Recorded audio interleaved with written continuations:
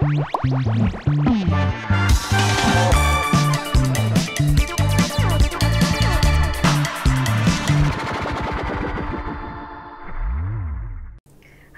welcome to Obrolan Kepo. Ngobrol sambil kepo dong.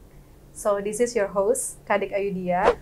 Dan seperti biasa, gue mau ngomongin hal-hal yang nggak biasa, bareng orang yang nggak biasa juga.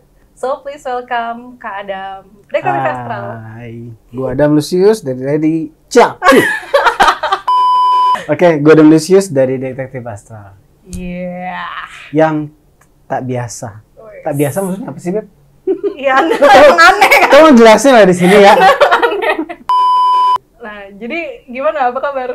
Baik dong, selalu baik. Dari Bali ya? Iya, dari Bali. Ngapain tuh, Kak? Staycation. Kok kamu jujur ya?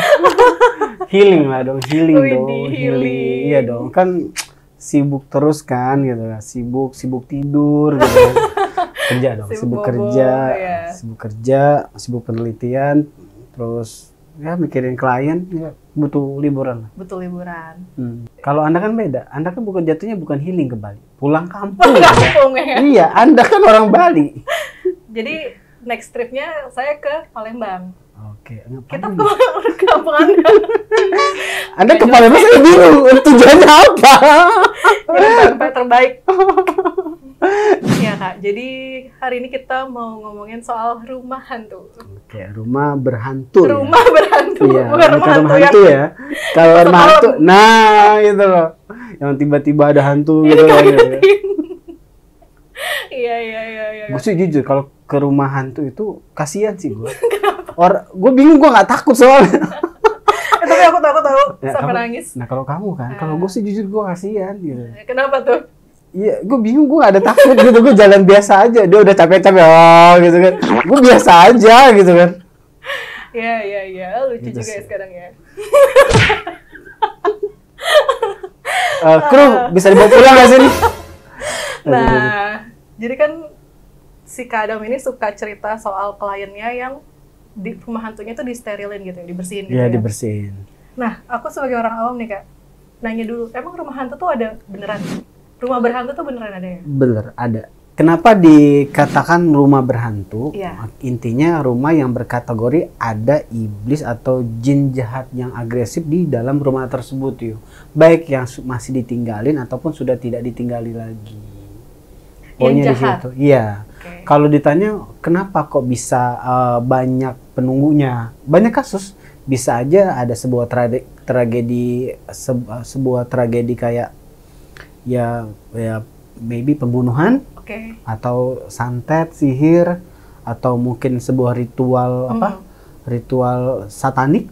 Ada banyak kasus, atau mungkin tempatnya memang berkategori nyaman untuk ditinggali astral, bukan cuman seseorang ya, tapi tempat juga ada bikin nyaman. Iya, ini sebenarnya ada hubungannya sama pertanyaanku selanjutnya. Oh, apa Kenapa bisa rumah itu berhantu gitu kan?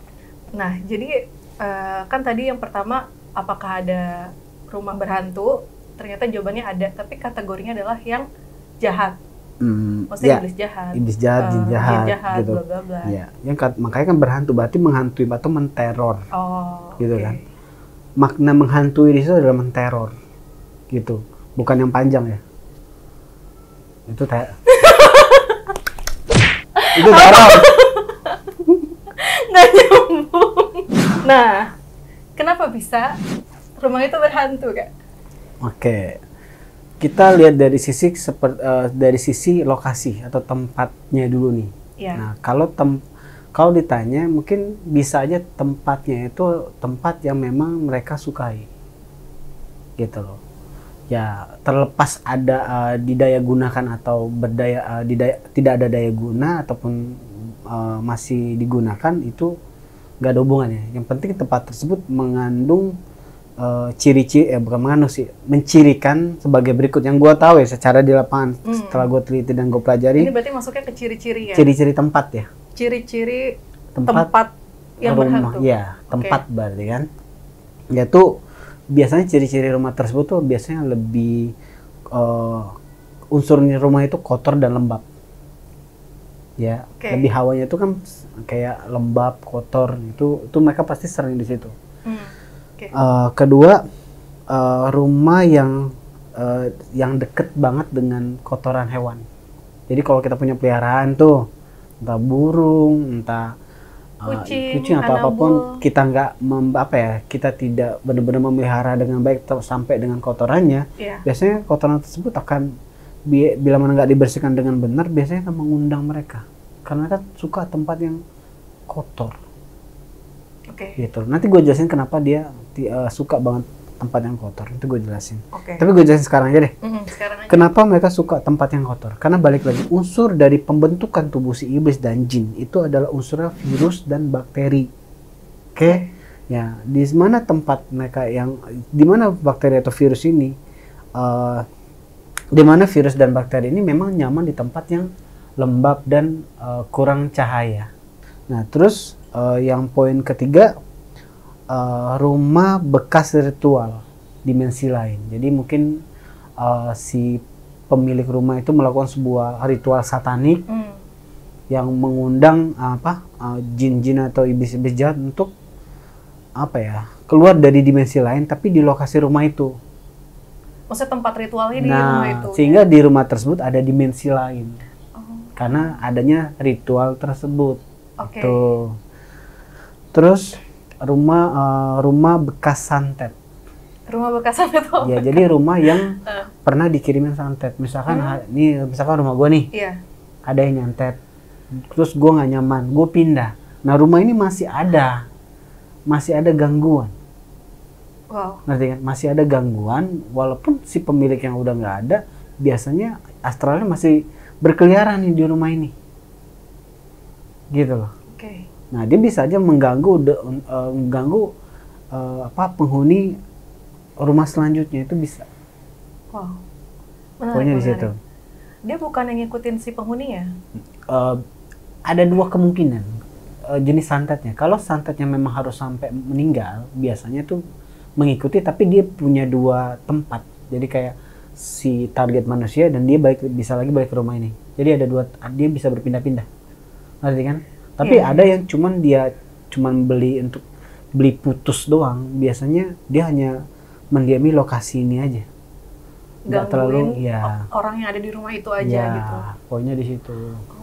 Ngerti kan? Jadi santet itu beda-beda. Ada jenis-jenisnya. Ya dari segi kegunaannya sih, gunanya untuk apa? Benar-benar kayak melenyapkan seseorang atau cuma melenyapkan atau cuman kayak menghancurkan sebuah tempat, misalkan kayak dagangan. Benar.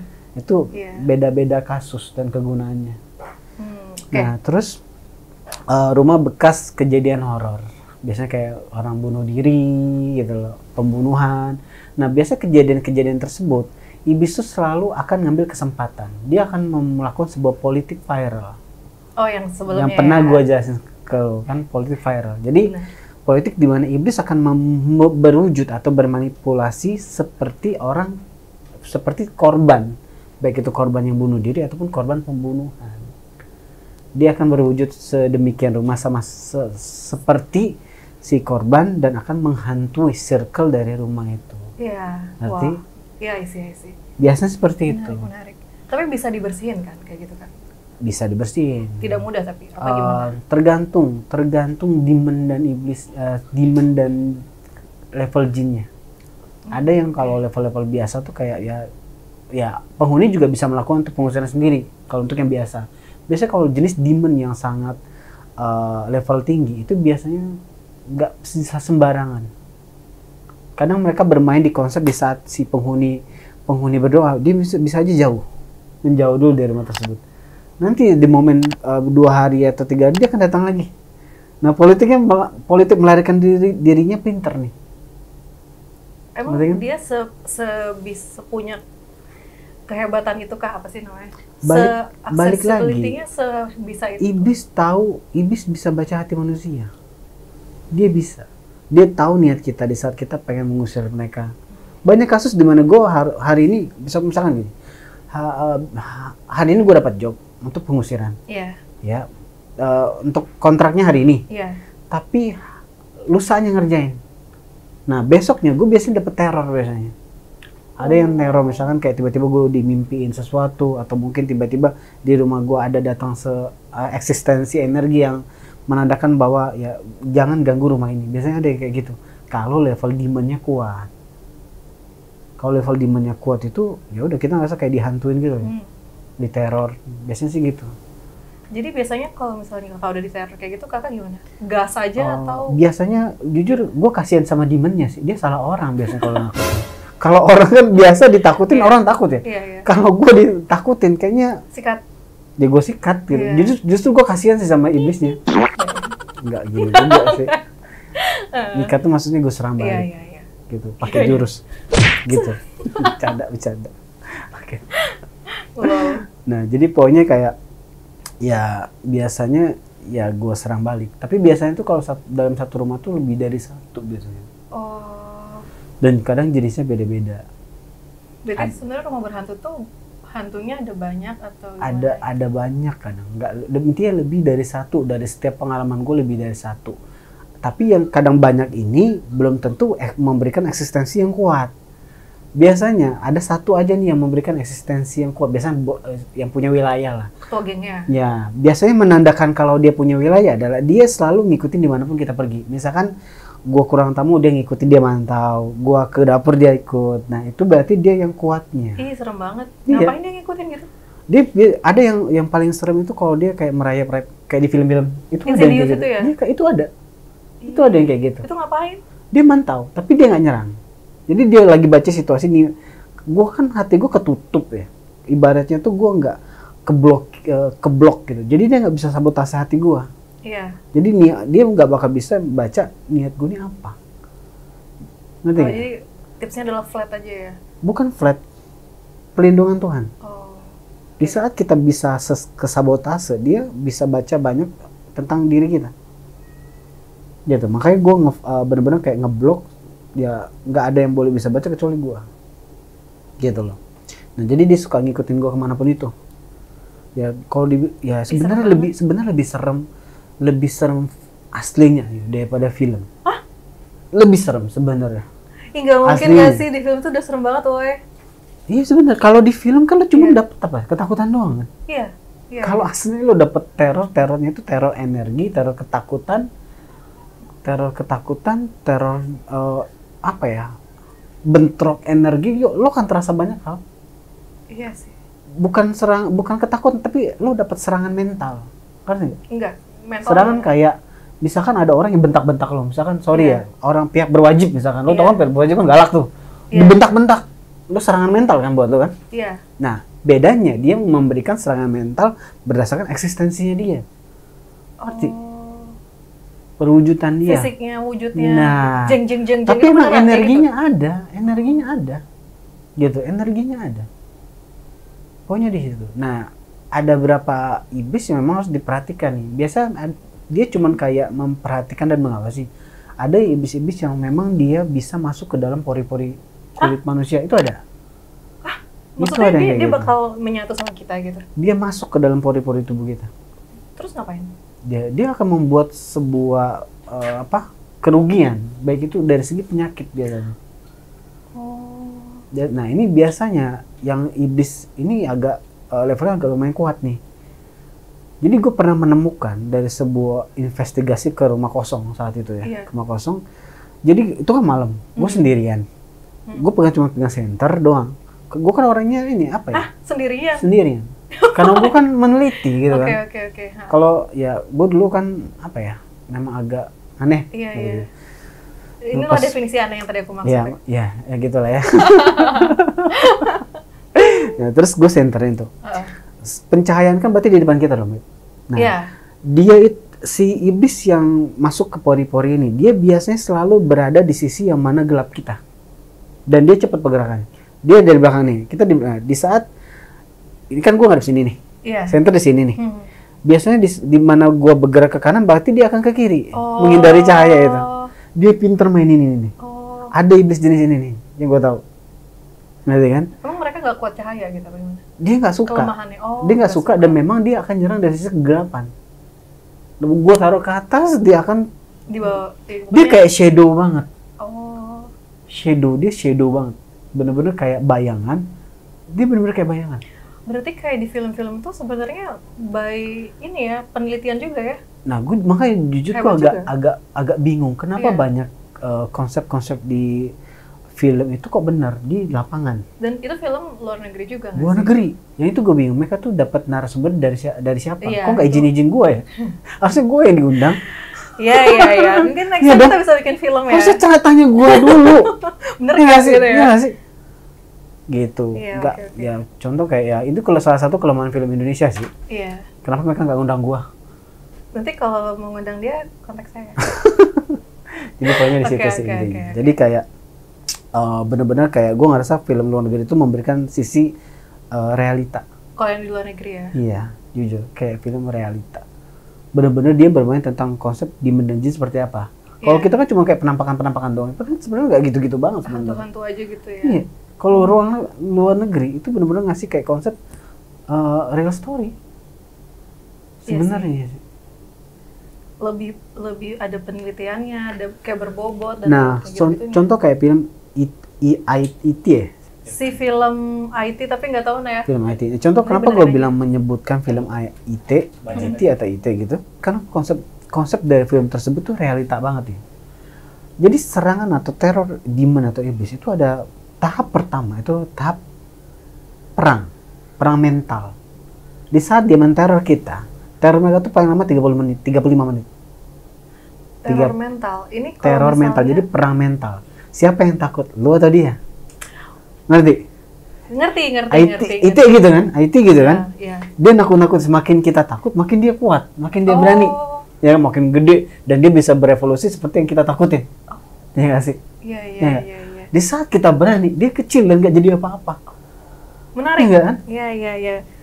Itu realita banget, itu real story banget. Nah gue bingung narasumbernya siapa, kok nggak gantian sama gue. Tapi ya ini berarti relevan juga sama kehidupan sehari-hari kan? Tentang mental Iya, itu kan? bener. Mentality itu kan? Iya, dan itu mau konsep iblis yang benarnya. Hmm, Ada wow. perang mental dalam serangan pertama iblis, kurang lebih 30 menit, 35 menit, sampai hafal gua.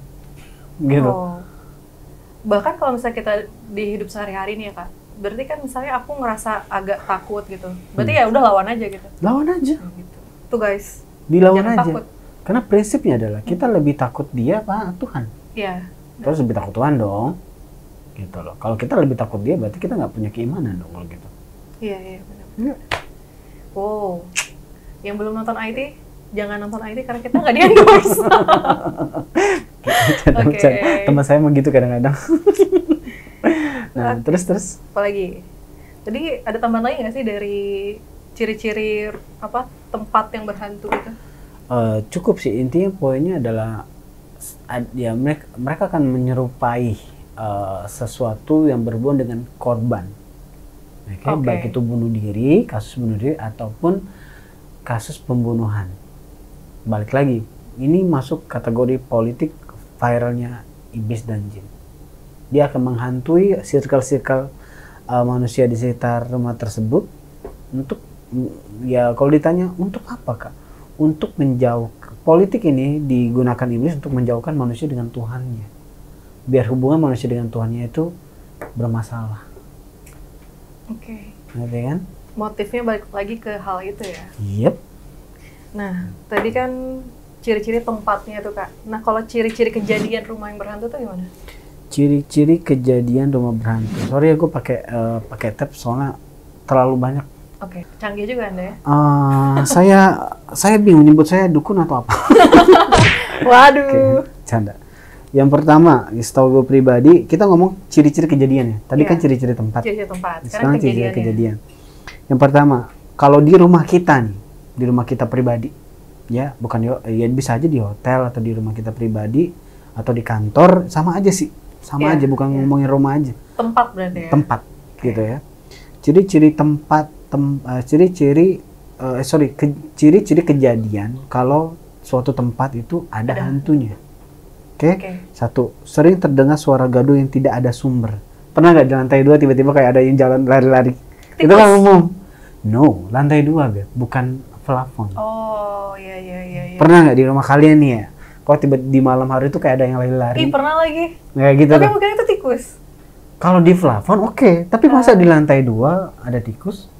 Kecuali memang rumahnya tikus ya. Kita harus berpikir logika juga nih. Jadi pingin konsul. Anda apa ya? Aduh, jangan ya. Nah, itu yang pertama. Kedua, sering tercium bau wangi dan busuk yang tidak ada. Jadi mencium aroma sesuatu tapi sumbernya nggak ada. Wanginya tuh gimana? Gue pernah ke rumah temen gue dan dia memang sedang kondisi yang kurang baik lah, ada gangguan kayak gitu. Pas gue buka rumahnya dia emang bau amis, amis bangkai hewan. Gitu loh, bangkai hewan.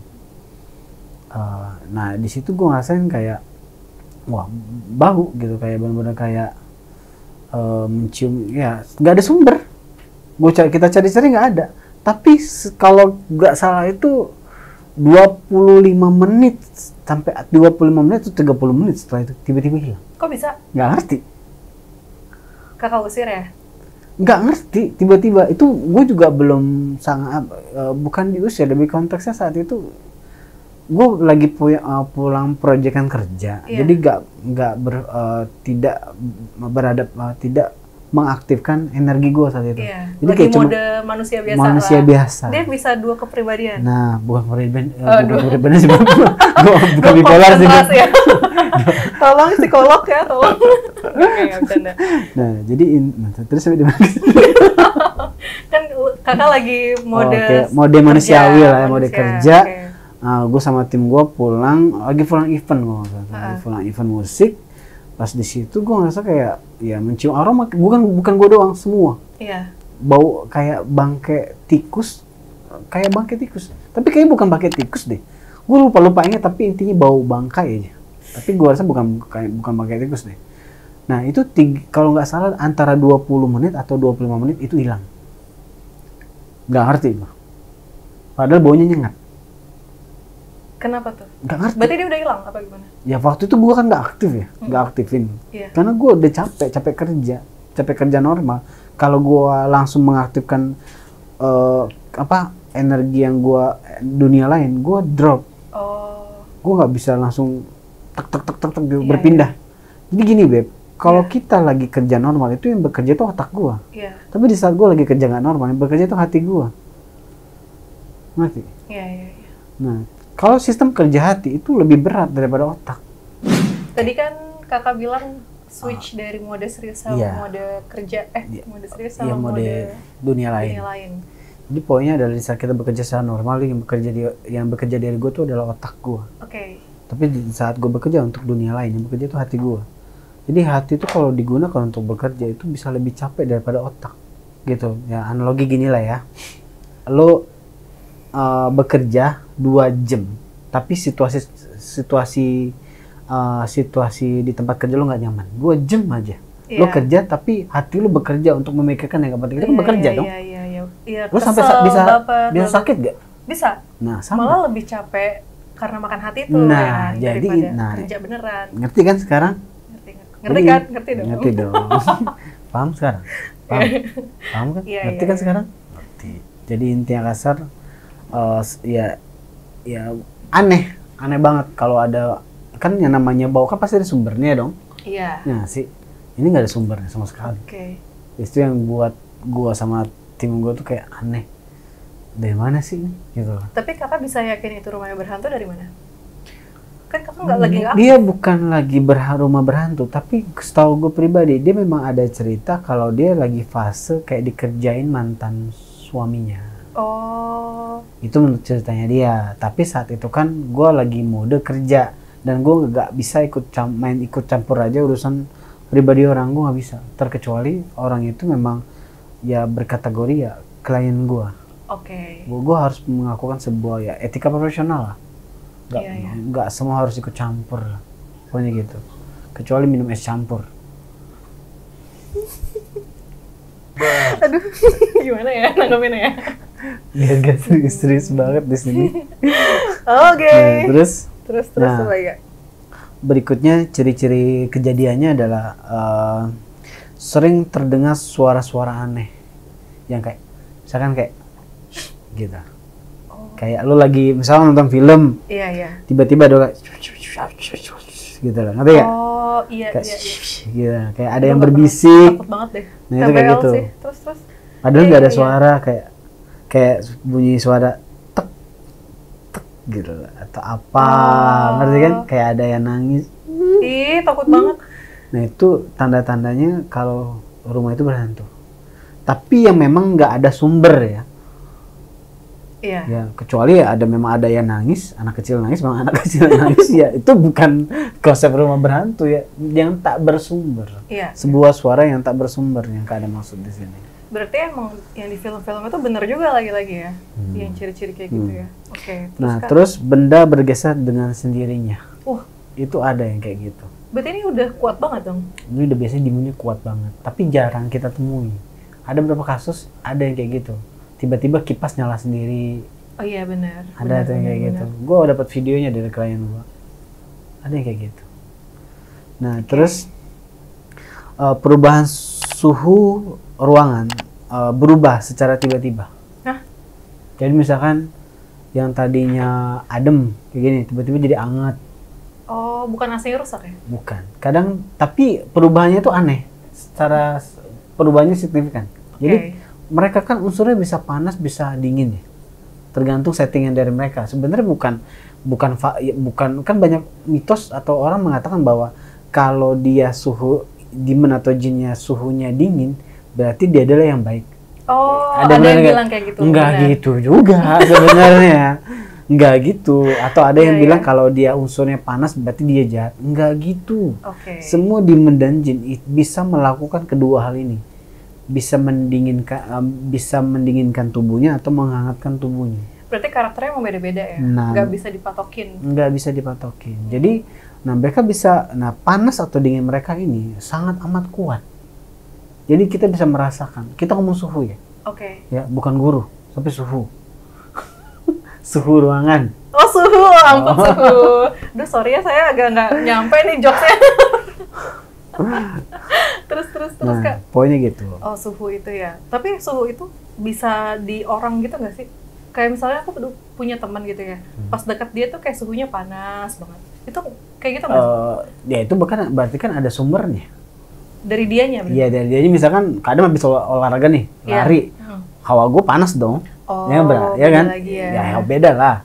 Itu otomatis tubuh gue lagi mengeluarkan uap dari uap panas dari keringat gue pribadi gitu kan. Ngerti? Ngerti. Nah, ada sumbernya. Yang ini nggak ada sumbernya. Tahu-tahu lu udah pakai AC, tapi tiba-tiba tempat lu jadi hangat, jadi panas. Atau mungkin bagian tubuh lo doang tiba-tiba misalkan bagian punggung. Mananya gitu yang depan lo dingin. Iya. Punggungnya hangat. Padahal pakai AC. Padahal pakai koyo. Anda pakai koyo ya? Nggak keren banget ya? Ngakak. Iya, got it. Terus? Terus apa lagi Kak? Terus? Banyak kalau ternyata. Banyak ya. Terus sering mimpi aneh dan menakutkan. Oh, iya. Nah, di saat kita sering mimpi aneh, dan kategori sering ya, bukan sekali dalam sebulan. Tapi dalam sebulan itu bisa berapa kali. Iya. Bahkan mungkin hampir tiap hari kali. Mungkin temanku ada yang kayak gitu. Nah, kayak gitu. Berarti itu udah kategori berhantu dan itu gangguan fatal biasanya. Wow. Gitu. Jadi kenapa? Karena dia memberikan eksistensi serangan bukan cuma dari sebuah ketakutan doang, tapi teror ke jiwa kita. Ya? Jadi mimpi itu kan kode. Berarti dia sedang di saat kita mimpi buruk, berarti proses di mana iblis itu mau nyerang jiwa kita. Wah. Nanti kayak menguasai jiwa dan pikiran kita. Iya sih. Soalnya temanku itu mimpi serem, bahkan kayak mimpi tidur siang, tidur malam, kayak gitu-gitu dia mimpi horor terus kan. Ada yang terkadang pas di rumahnya doang mimpi, kalau dia tidur luar dia nggak mimpi. Iya mungkin juga kayak gitu. Ada yang kayak gitu. Jadi intinya kita ngomong tempatnya. Oke.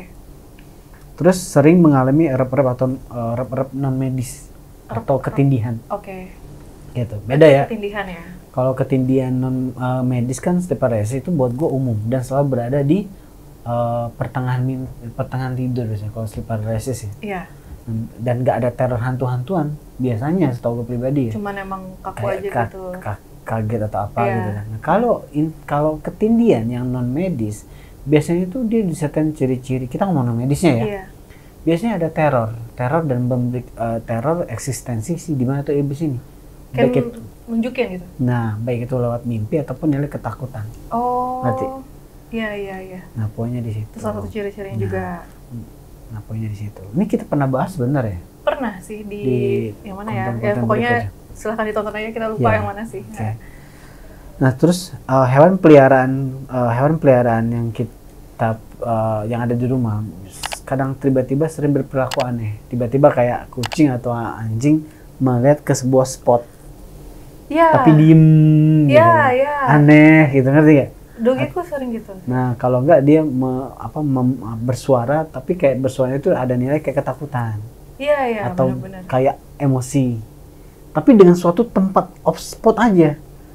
Yang normalnya kalau dia berbunyi, biasanya dia kayak ngastrak ngandang manapun gitu. Iya. Tapi kalau dia membadang sebuah spot, misalnya dia di kamar kita nih, misalnya, tiba-tiba dia menggonggong ke arah Suatu sudut lah apa nah, kemana. sudut, misalkan di mari, Iya, dia gonggong gitu, itu kan aneh, benar, benar. ya kan? Iya, Nah, itu iya, benar. aneh. Dan agak biasanya kayak takut terus dia gonggongin gitu-gitu sih. Nah, biasanya habis dia gonggong tuh dia lari biasanya. Oh, itu berarti ngefek ke Hewan bisa merasakan eksistensi dari si demon atau jin ini. kalau misalnya doginya gonggongin dia yang menang siapa? Tergantung kekuatan dia takut iblis nggak? ya sih. Takut nggak? Biasanya iblis iblis tetap, kalau iblis yang kuat biasanya dia menang. Oh, Gitu iya, loh. iya, iya, Iblis. iya. Nah, sampai sini ada yang bingungnya sebelum gue lanjutin?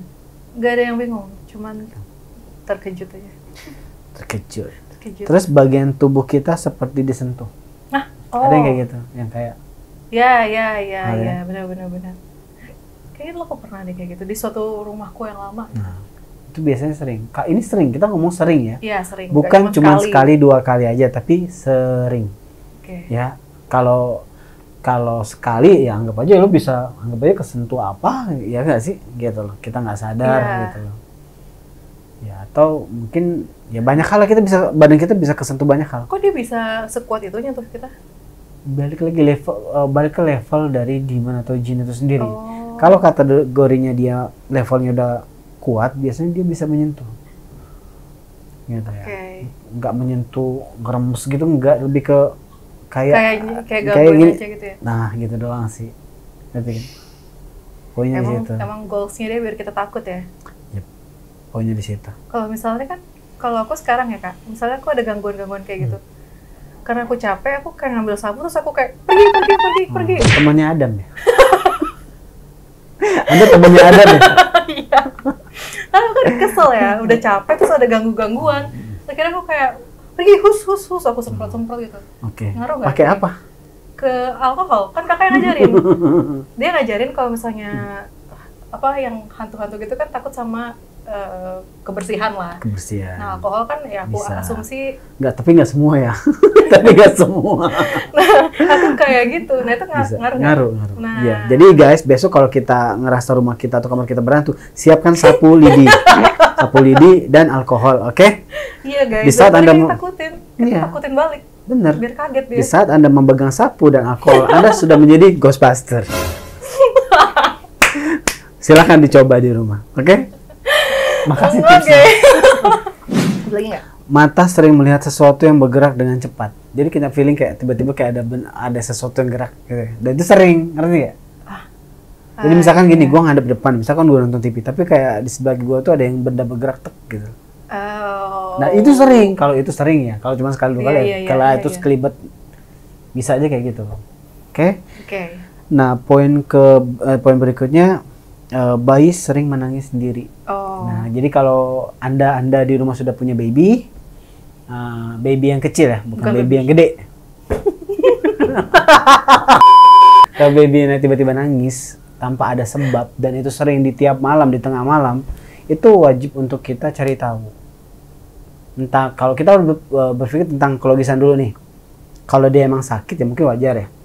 Nah, Iya. tapi kalau kondisi dia baik-baik aja, tapi sering kebangun malam, terus dia nangis-nangis sendiri dan ya ngerasa kayak nangisnya nggak normal, ya itu Iya. harus dicari tahu. Iya. Gitu. Bisa aja dia kategori kesambet. Hah? Gitu. Kesambet? Gangguannya itu sebenarnya bukan gangguan iblis yang masuk ke bayi. Ditakut-takutin gitu ya? Iya, jadi iblis kalau ini kayak gini, setahu gue pribadi ya. Dari bayi sampai kelas kurang lebih 2 SD itu masih ada perlindungan Tuhan. Jadi iblis tuh nggak mungkin bisa ngedeketin secara deket si bayi itu atau anak kecil itu atau batita itu, dia nggak bakal bisa deketin. Oke. Dia cuma bisa memberikan energi ketakutan. Jadi kayak wah gitu tapi doang. dia nampilin. Iya, tapi jaraknya masih jauh, nggak bisa deket dia. Oke. Gitu. Setelah kelas 1, kelas 2 SD, gua kurang tahu juga, biasanya perlindungan Tuhan itu makin hari makin menipis. Gitu loh. Oke. Karena udah banyak dosanya. Enggak juga sih, kan Enggak. mana tahu anak kecil itu. Iya, oke. Nah, poinnya di situ. Hmm. Nah, terus ciri-ciri berikutnya, penghuni rumah sering emosi dan mood berantakan tanpa sebab. Oh. Di rumah kayak nggak nyaman, nggak tenang gitu loh. Gitu. Iya, Antara dua. Iya. Rumahnya. Kenapa penghuni rumah, penghuni manusia ya, kadang tiba-tiba emosi dan mood berantakan. Dua. Iya. Bisa karena gangguan, bisa karena kurang uang. Kalau orang kurang uang, biasanya moodnya berubah emang. Jadi poinnya adalah apa ya? Nah, ini bukan menyerang untuk satu orang dong biasanya.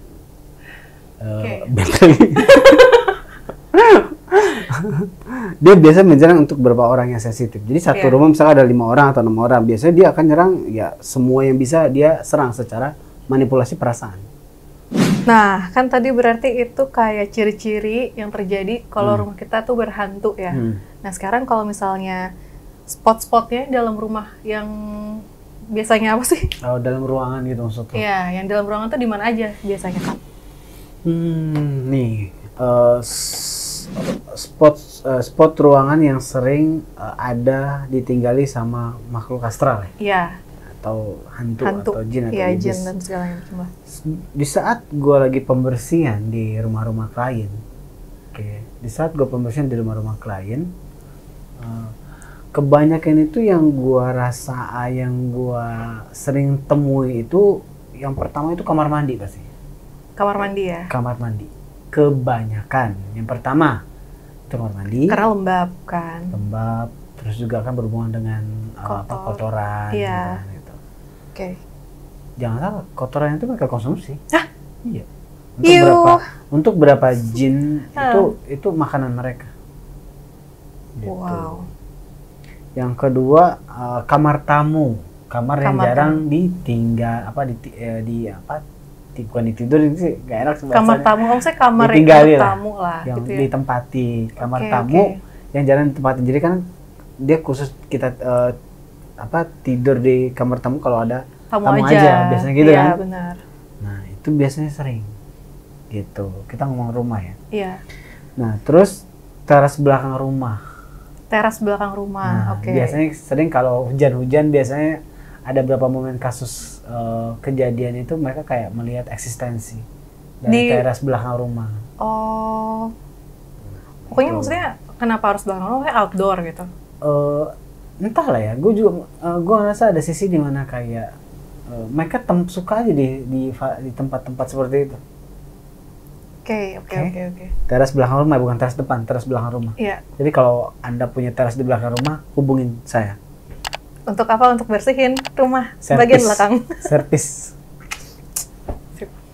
Terus atap rumah, plafon, biasanya plafon. Ya. Plafon kan bukan genteng. Di ruangan genteng. Oh iya. Nah itu biasanya juga ada. Bukan suara, biasanya bukan suara yang gue bahas di sini, tapi eksistensinya. Jadi di saat gue lagi masuk ke rumah klien, biasanya gue merasakan mereka tuh kayak ada di plafon itu. Oh. Gitu loh, biasanya ada. Entah, biasanya unsurnya tuh ya pria tua biasanya. Pria, ya pokoknya suka di plafon tuh jarang cewek. Tapi kebanyakan jenis jin atau iblis itu cowok. Oh, kebanyakan. Bahkan beda-beda ya ternyata tempatnya. Kalau kamar mandi biasanya cewek, kebanyakan. Oh. Ih, takut banget loh. Iya. Terus gudang. Gudang di Oke. rumah kita. Biasanya kan ya kalau kita tidak memelihara sebuah ruangan ya biasanya gudang itu biasanya kan jorok kan, ya, kotor. Ya balik lagi tempat ternyaman mereka. Ditambah lagi kalau kita nggak nyalain lampunya, standby. Nyalain lampu. Jadi untuk beberapa tempat seperti kamar mandi dan gudang dan kamar tamu, tolong nyalakan lampunya 24 jam. Wow. Iya, Ya benar. kan? benar, Berarti kan benar. itu bukan kita takut, bukan kita takut, tapi menjaga supaya tempat itu tidak nyaman untuk mereka. Karena ada penerangan. Jadi Kenapa? bukan Kenapa soal harus jimat dinyalain? atau bukan ya. Jadi bukan kita berpikir takut atau enggak. Cuman menanggulangi tempat tersebut sering gelap. Dan sering gelap, yang namanya gelap itu kan eksistensi jin dan iblis suka di situ. Biasanya gitu, setahu gue pribadi ya. Oke. Gitu. Terus lemari bawah tangga. Terkadang kan ada kan di Iya. tangga ada lemari. Di bawahnya tuh kan kita tempat nyimpan barang. Cakep. Biasa di situ juga ada. Iya. Atau di bawah tangga, nggak ada lemari juga biasanya suka ada di situ. Yang penting kosongan gitu lah ya. Cakep. Gitu. Check. Iya, Gitu. iya. Oke, Terus oke.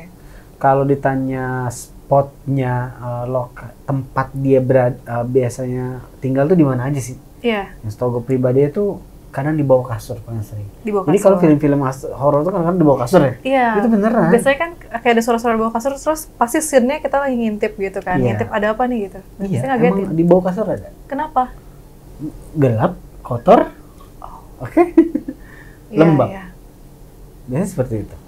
Makanya di saat ya sering-sering lah walaupun nggak tiap hari, sering-sering untuk bersihin bawah kasur kita atau bawah ranjang. Itu satu. Kedua, di atas lemari. Nah, itu sering Iya. juga gua temuin kayak gitu. Karena baik lagi kotor. Kayak kita berapa kali sih berarti di atas lemari?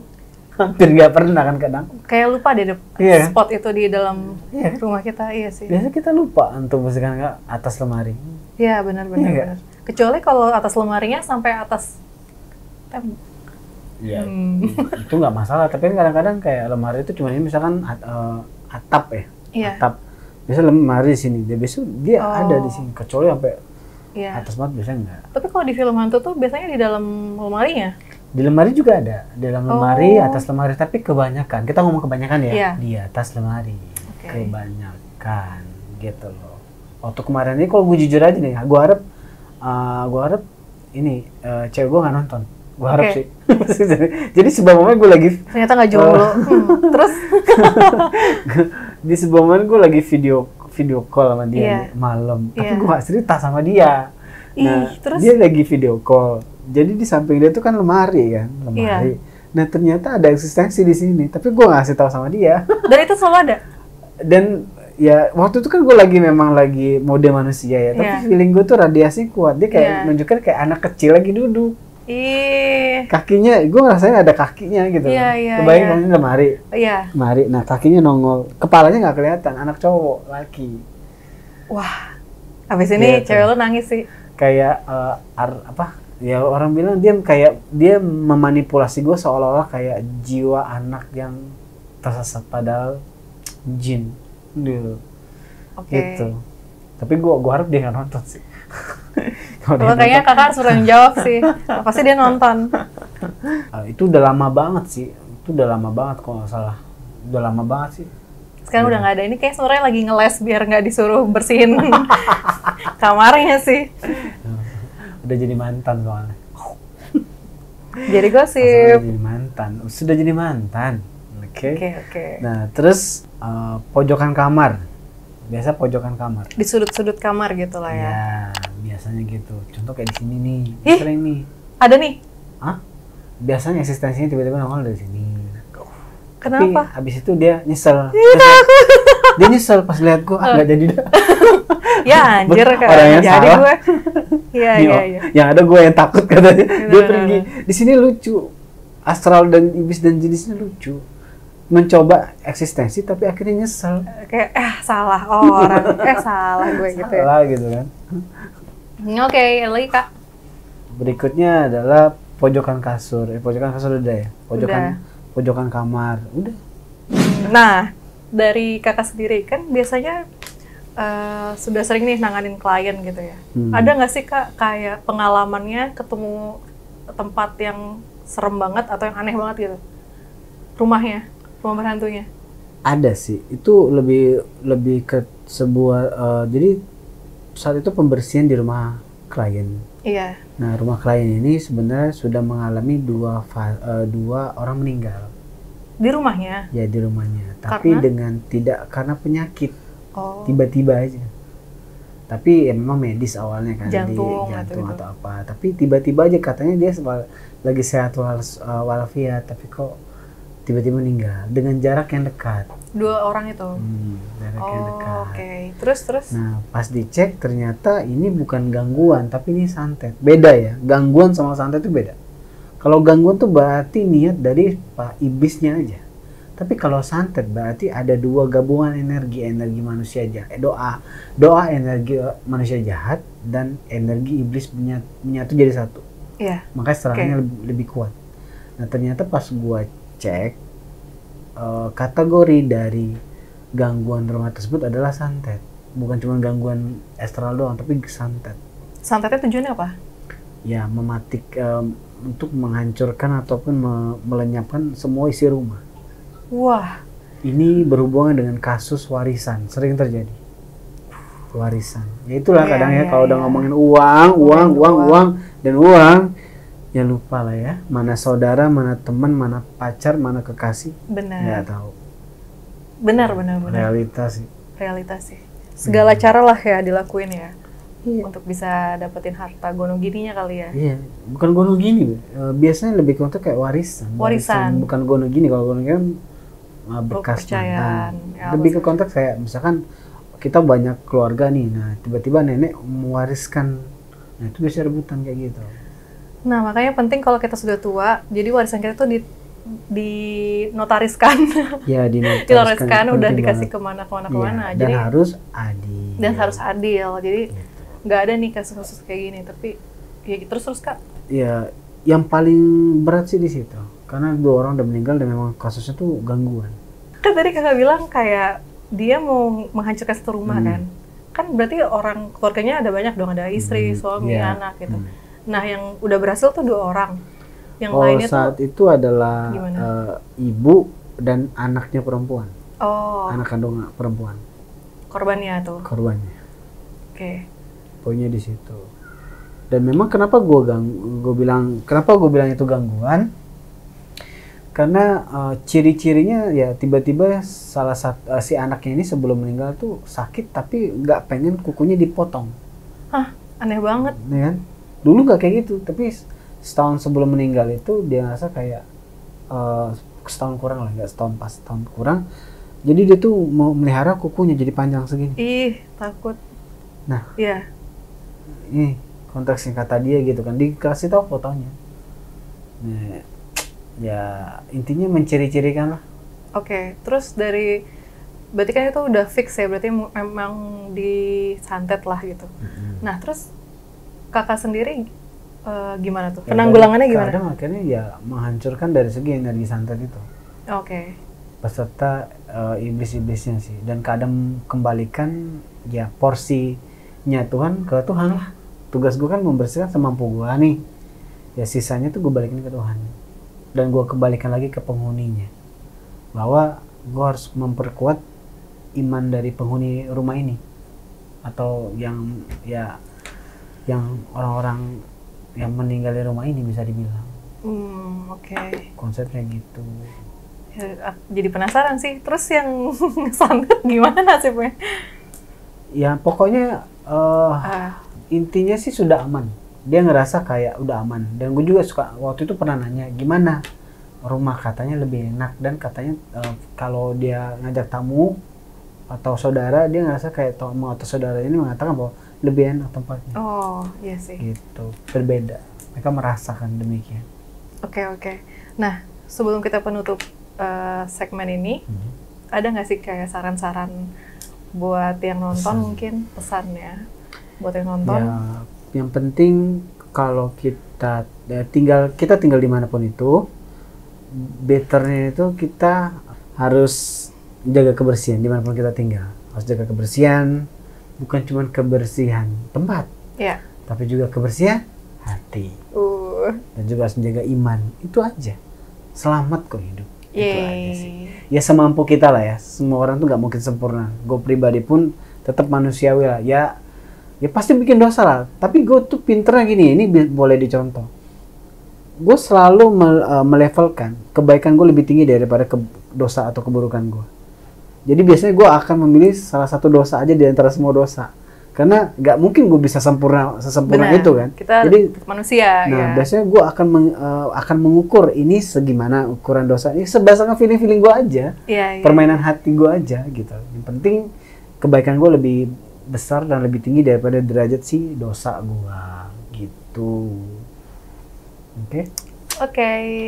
So thank you Kak. Ada lagi? Udah cukup? Cukup itu aja. Bisa nambah? Mungkin betternya Jayus. Oke deh. Oh, betternya nambah ya? Paham ya? Jayus, oke deh. Kalau gitu, thank you for today Kak. Sama-sama. Thank you juga yang nonton. Jangan lupa untuk subscribe. Like, komen.